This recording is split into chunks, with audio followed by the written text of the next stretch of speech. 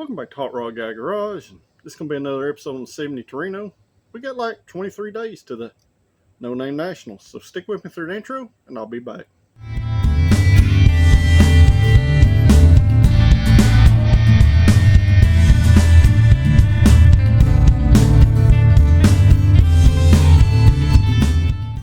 Alright guys, so it's Tuesday after our last video on the 4-speed swap and doing some safety upgrades and fixing some things for No Name Nationals.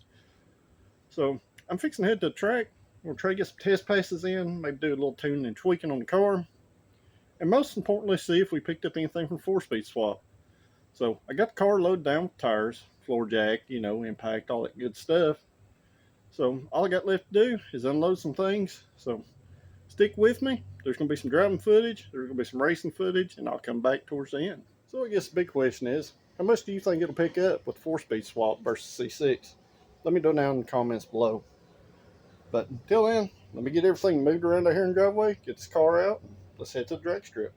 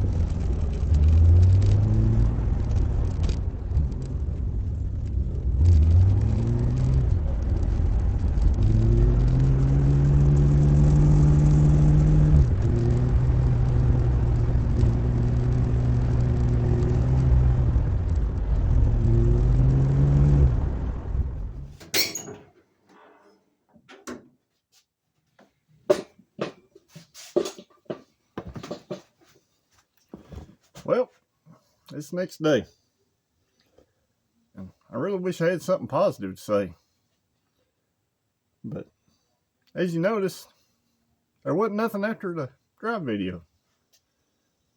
There is something, and I'll share here in just a second, but we're going to talk about it first for a minute. So, I went to the drag strip last night. Things started to go south in the burnout. I come off clutch, second gear, 4,500 off two-step. Thought it was doing burnout. It wasn't. The clutch started smoking.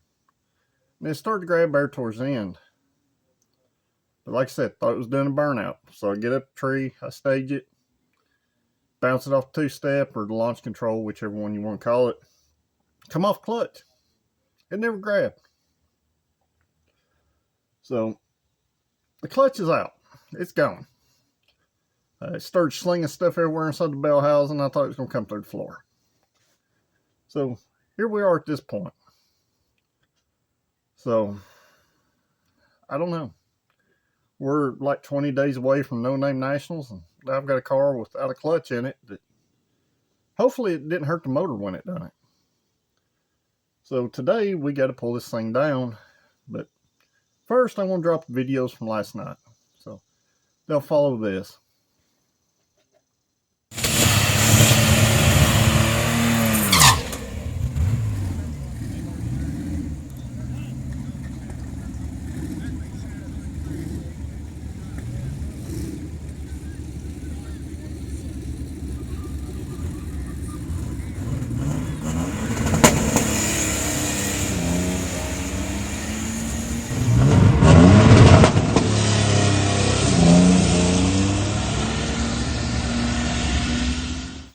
So guys, totally bad stuff, right? It all went south, straight from the burnout. Well, it's at the shop.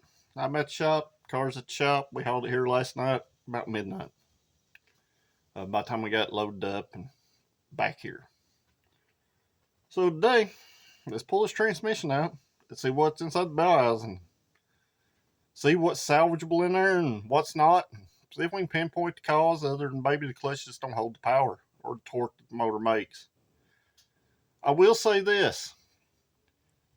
The car felt a ton faster on the street than it did. This is the first time I put the slicks on it, and they are brand new, and they do hook. The track was very good last night. So what I assume happened is it's overpowering it, and it just wouldn't grab. So let's get this thing up in there, get the transmission ripped out of it, and see what we got.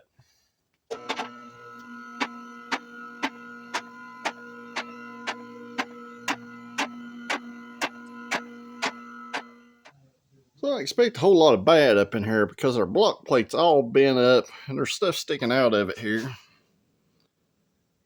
So I expect some bad things to happen. But either way, it's not going to be fun. And not only that, it really stinks. Really, really stinks in here. So sometime today I got to get these tires off here too. So I take them back home and put them in air conditioning. That way we don't lose any of the stickiness from the tires. So yeah. Start to get this thing apart, I guess. Oh, that's bad. Yeah.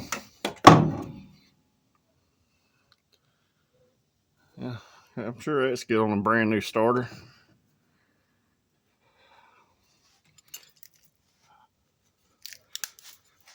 Oh, there's, yeah.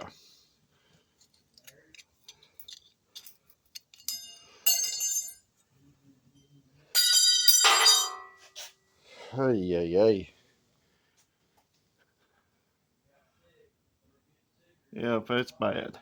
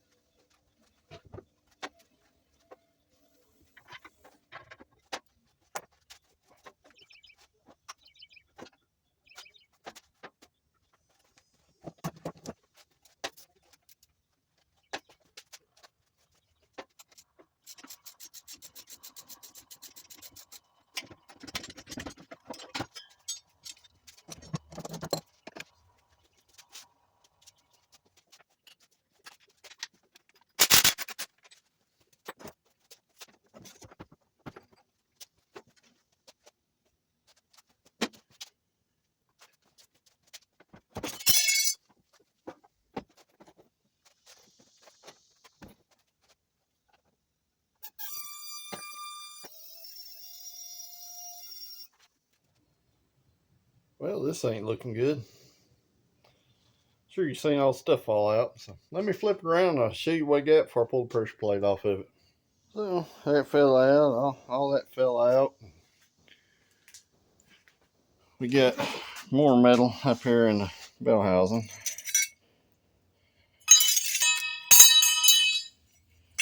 So the only good thing is the input shaft looks alright.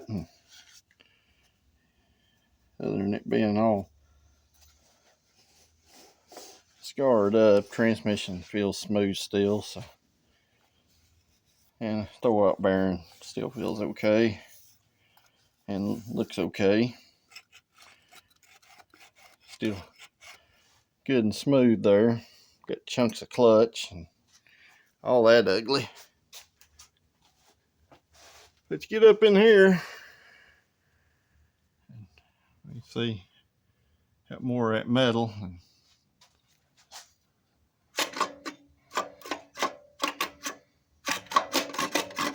Let's see what our disc holds in there, but it's definitely ugly.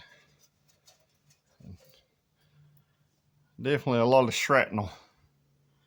You can see it up in there on that block plate. So let's get the pressure plate off of it. We'll see what we got.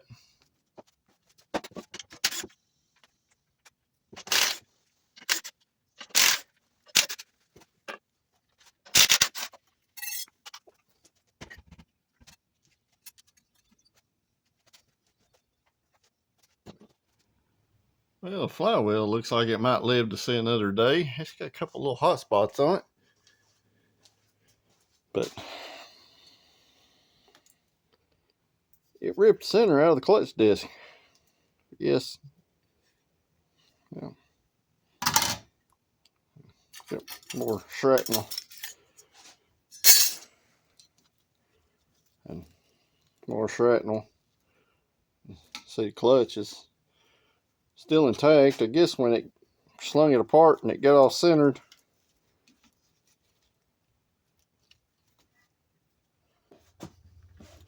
so what do you do at this point? It's a mess, and it's going to be a mess, and still a mess, and going to be a mess still. So, point is, I don't have a whole lot of time, and I got to figure a bunch of stuff out. So, I got the bell housing, flywheel stuck back on. I cleaned all that stuff up, and got a starter warranted out since it busted the other starter. So, I'm going to stick the starter on it, and I guess we're going to compressor test the motor, make sure it's okay. Just for giggles, because we don't know what really happened when it come apart, and it may have slightly overspun itself, and I just want to make sure everything's happy and okay. So let me get to that, and then I'll be back. But if you haven't yet, and you're not a subscriber and you're watching this, hit that subscribe button. It's free. It does help support the channel.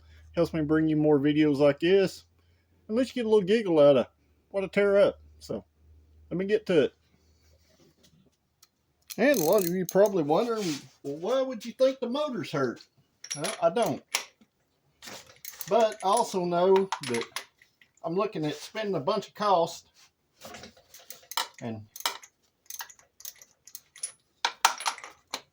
for whatever I do from here, I just want to make sure everything's still healthy. It has gotten a little more blow by as we've run it and run it more. And considering it may have been overspun last night, and maybe a perfect sequence of not happy events may have happened, I want to be safe, and I want to know what's happened, if anything. And it's not going to take but a few minutes and just a slight inconvenience. But so far, all the plugs look okay. Still got 3 more to pull out, but the first 3 look all right.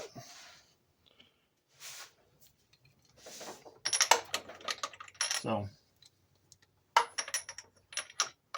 it's one of them cases where you're better safe than sorry, and if you don't check this stuff every once in a while, that's how you end up breaking things or hurting motors.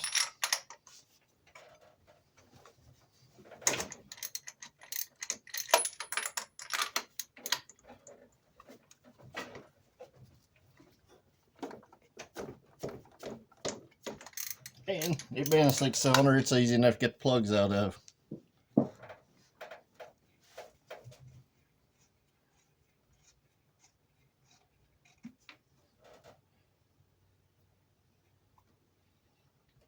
That one smells like fuel. Which, when all this happened, guys, the motor did die, which is expected with, you know, everything coming apart in the bell housing. So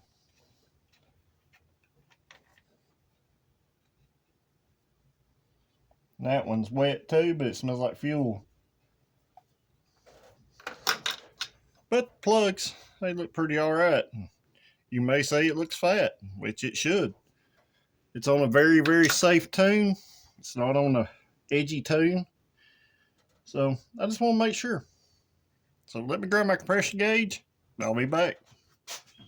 All right, so I got my compression tester. So I got my 200-year-old starter button hooked up. And since there's no ignition switch or keys in the car, we should be all right. So ain't got to worry about it firing or turning fuel on.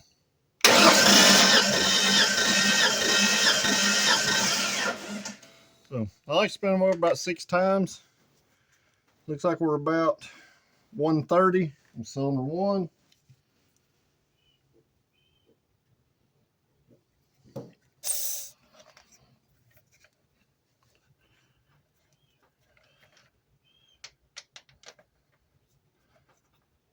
which this is a low compression motor, so that number is pretty okay.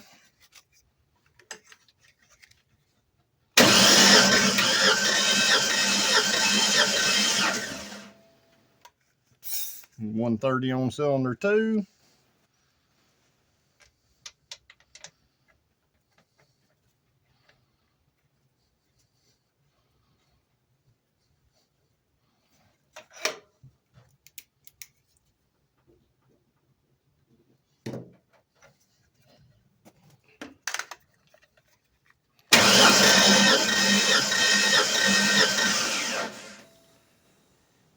About 145 on cylinder 3.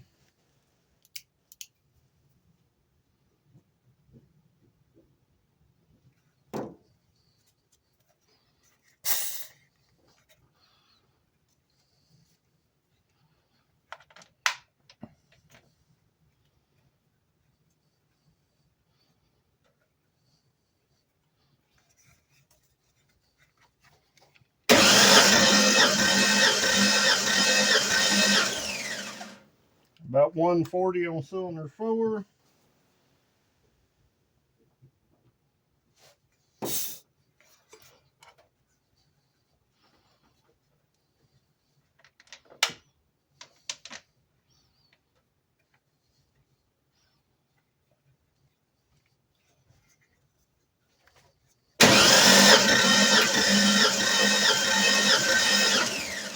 About 140 on cylinder 5.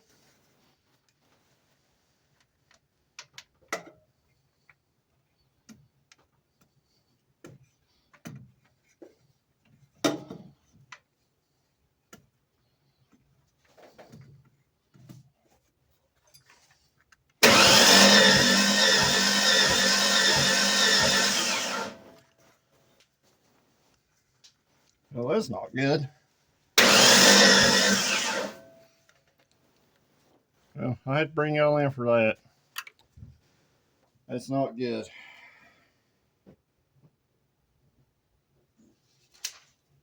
All right, and y'all see that, right?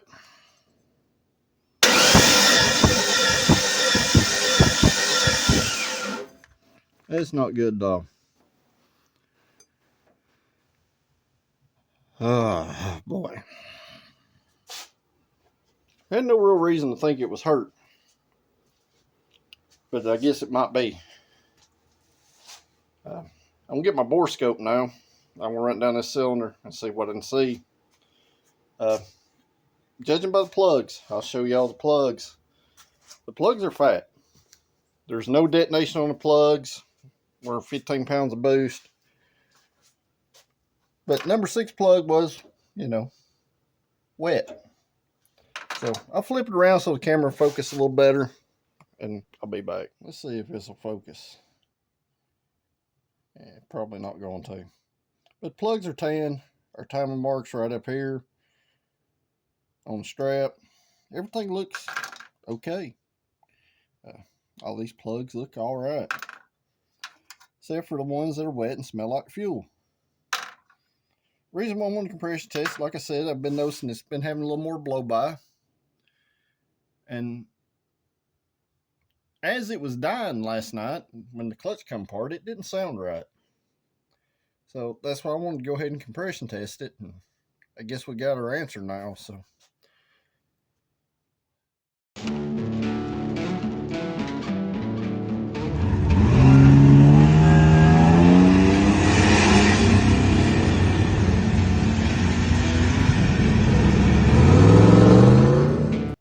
So you just feel like life's just pooing all over you? That's how I feel right now. Yeah, not super happy. 20 days. Now I got a motor with a dead hole. No, it's not a blown head gasket, or I'm pretty sure it's not, because there was nothing for it to blow a head gasket. It's studded and it's got a good head gasket on it, so I'm gonna assume maybe it lost a compression ring or broke a ring land or something along that sorts. And that could have happened when, the clutch come apart. It could have had a lane spike or a change in the load, and we had a problem and it killed it. So, yeah. borescope time, I guess. So I'll be back. And if you can see this light color spot on that piston where it's clean, that's usually what you see when you lose a ring land on a piston.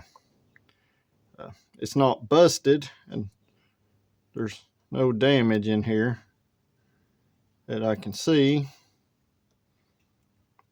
around through here, but there is this super mega light spot right there, and I'd say we probably had a lean spike and probably lost the ring land on number 6 piston. And at this point I'm having to guess, because that's all you can do without tearing the motor down. And it happens, guys. It's a stock bottom end motor, basically. It's got gapped rings and stock pistons, so they're cast 15 pounds boost. More than likely, it just wasn't happy when the clutch came apart, had a lean spike, took the ring land on that cylinder out, and here we are. Like I said, it still run okay. It just felt a little lumpier than usual. So, here we are. So guys, either way, it's this bad situation. And I've really got to figure out what I'm doing. I've got 20 days to no-name nationals, pretty much at this point.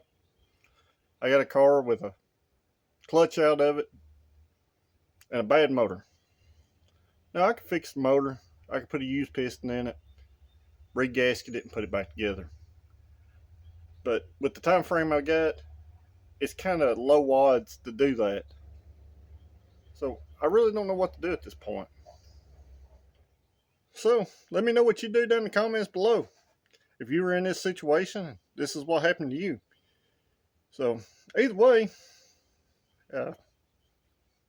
yeah. So guys, I guess that's where I'm going to end this video. I got a lot of thinking to do and a lot of figuring out to do. I do have a couple of motors on engine stands, but they're not a 306 cylinder. So I got a lot of things to think about and a lot of things to do. So if you like these videos, make sure you like this video, share it with your friends, and most importantly, if you're not a subscriber, hit that subscribe button, because it does help the channel to grow. And it helps me help that guy with that poor 65 Mustang out on labor hours on his car. If you are a subscriber, I greatly appreciate you guys. So before I have a mental breakdown, I'll see y'all in the next video, and thank you for watching.